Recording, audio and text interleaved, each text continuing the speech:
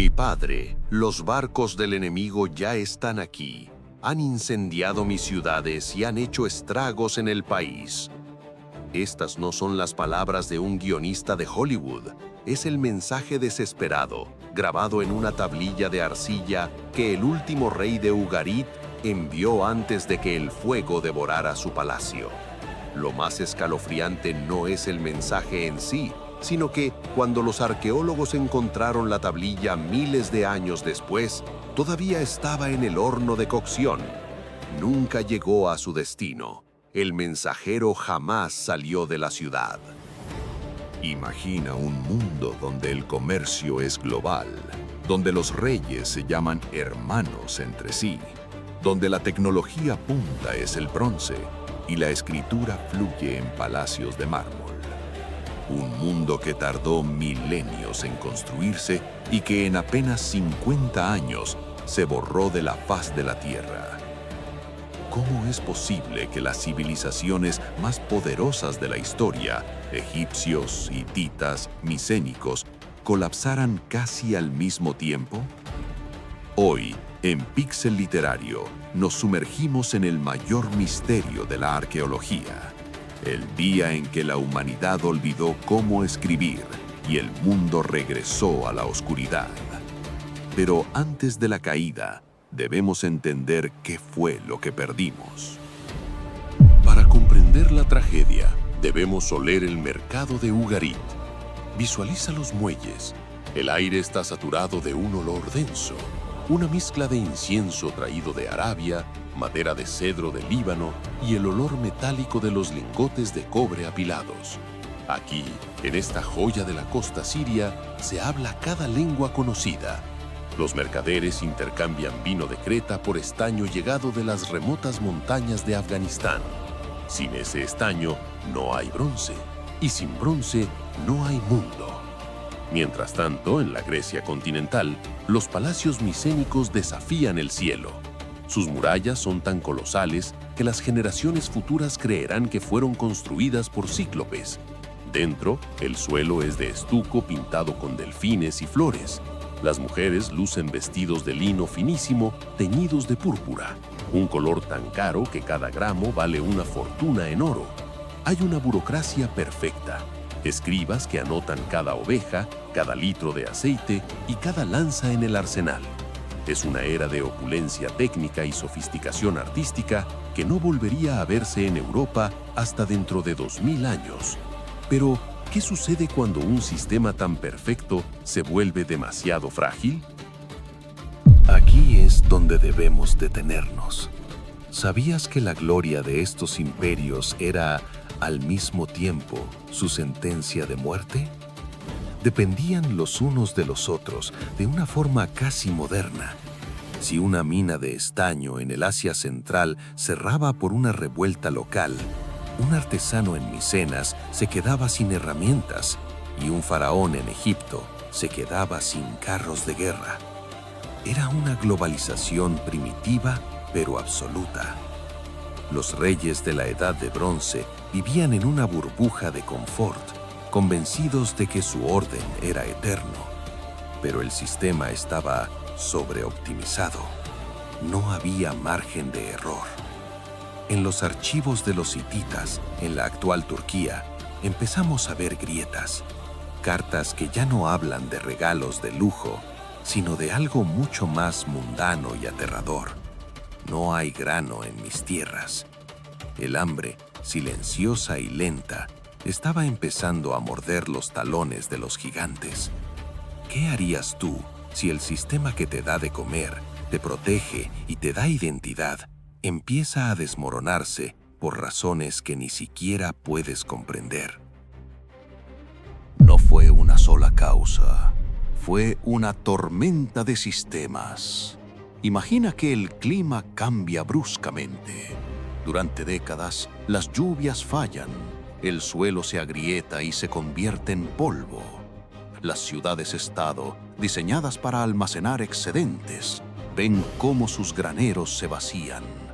El campesino, que antes miraba al palacio en busca de protección, Ahora solo ve a una élite que sigue exigiendo impuestos mientras sus hijos mueren de sed.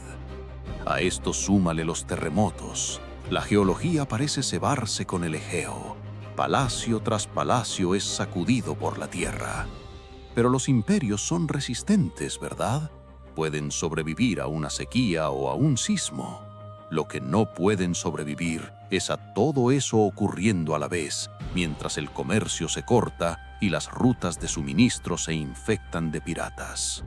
Y entonces, justo cuando la civilización está de rodillas, aparece en el horizonte una visión de pesadilla, velas blancas y barcos de diseño desconocido. Aparecen en las crónicas egipcias como una nube de langostas humanas. Los textos los llaman los pueblos del mar. No eran un solo ejército, sino una migración desesperada de guerreros, mujeres y niños. Venían de todas partes y de ninguna. Algunos llevaban cascos con cuernos, otros tocados de plumas. No buscaban conquistar, buscaban sobrevivir, y para ello debían destruir todo lo que encontraran a su paso. Imagina el terror de un guardia en la muralla de una ciudad costera. No se enfrenta a un ejército profesional que sigue las reglas de la diplomacia. Se enfrenta a una horda que lucha con una tecnología nueva, espadas cortas de hierro y una ferocidad nacida del hambre total.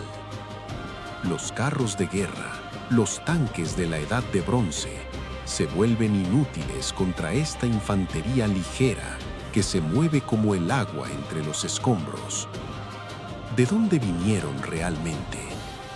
La arqueología moderna sugiere que ellos mismos eran refugiados de otros colapsos. El fuego ya estaba encendido. Ellos solo eran el viento que lo propagaba. Ugarit cae. Las cenizas cubren los palacios. Con su caída, las rutas comerciales hacia el interior se cortan. El imperio hitita, debilitado por la guerra civil y el hambre, colapsa poco después. Sus registros se detienen bruscamente. Es como si una mano gigante hubiera apagado las luces de una ciudad tras otra. Hattusa, la capital hitita, es abandonada y quemada. En Grecia, los palacios de Pilos, Tirinto y la legendaria Micenas sufren el mismo destino. Lo más triste es que tras los incendios no hay reconstrucción. Los supervivientes huyen a las montañas, abandonando la escritura, el arte y la ingeniería. El mundo se vuelve pequeño, analfabeto y violento. La cadena de suministro se ha roto de tal forma que ya nadie recuerda cómo fundir el bronce. La humanidad ha retrocedido 1000 años en apenas una generación. Solo un gigante queda en pie, aunque tambaleante: el Egipto de Ramsés III. En las paredes del templo de Medinet Habu, el faraón grabó su victoria final contra los pueblos del mar. Las imágenes son dantescas: barcos volcados, guerreros atrapados en redes y pilas de manos cortadas para contar a los muertos. Egipto sobrevivió, sí, pero a un costo que lo dejó vacío. El faraón ganó la guerra, pero perdió el futuro. El tesoro estaba agotado. Por primera vez en la historia, los trabajadores de las tumbas reales se declararon en huelga porque no les llegaba el grano. El orden cósmico, el Ma'at, se había roto.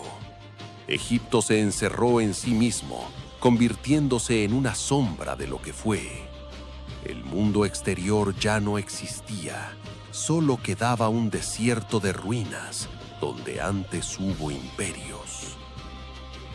Entramos en lo que los historiadores llaman la Edad Oscura. No es solo que no haya reyes, es que el conocimiento mismo desaparece. El arte de escribir se pierde en Grecia. La arquitectura monumental se olvida. La gente vive en chozas de barro a la sombra de las murallas ciclópeas que sus antepasados construyeron, sin entender cómo pudieron levantarlas. Es una lección de humildad brutal. Nos enseña que el progreso no es una línea recta, que una civilización puede ser brillante, tecnológica y globalizada, y aún así desaparecer si pierde su capacidad de adaptación o si su interdependencia se vuelve una debilidad. ¿Te suena familiar? En nuestra era de microchips y suministros globales, el colapso de la Edad de Bronce no es solo historia antigua, es un espejo que nos devuelve una mirada inquietante. Pero en la oscuridad total siempre hay una chispa. El colapso del bronce obligó a la humanidad a buscar alternativas. Fue entonces cuando el hierro, un metal más común pero difícil de trabajar, empezó a dominar el mundo. De las cenizas de Micenas nacería, siglos después, la Grecia de Homero y la filosofía. De las ruinas de Canaán surgirían los alfabetos modernos. El colapso fue una tragedia inimaginable para quienes lo vivieron, pero también fue un reinicio necesario. Rompió las estructuras rígidas de los viejos imperios y permitió que surgieran nuevas formas de pensar, de gobernar y de existir. La historia no terminó en el fuego, simplemente cambió de piel. Hoy, caminamos sobre las ruinas de Ugarit o Micenas y nos asombramos de su escala. Pero la verdadera maravilla es recordar que, a pesar de que el mundo se apagó por completo, la humanidad encontró la forma de volver a encender la llama. La próxima vez que sientas que el mundo es demasiado complejo o que el sistema es invulnerable, recuerda la tablilla de Ugarit que nunca salió del horno. La civilización es un tejido delicado que debemos cuidar cada día. Si te ha fascinado este viaje al abismo de la historia, suscríbete a Pixel Literario, porque para entender hacia dónde vamos, primero debemos recordar el día en que casi lo perdimos todo.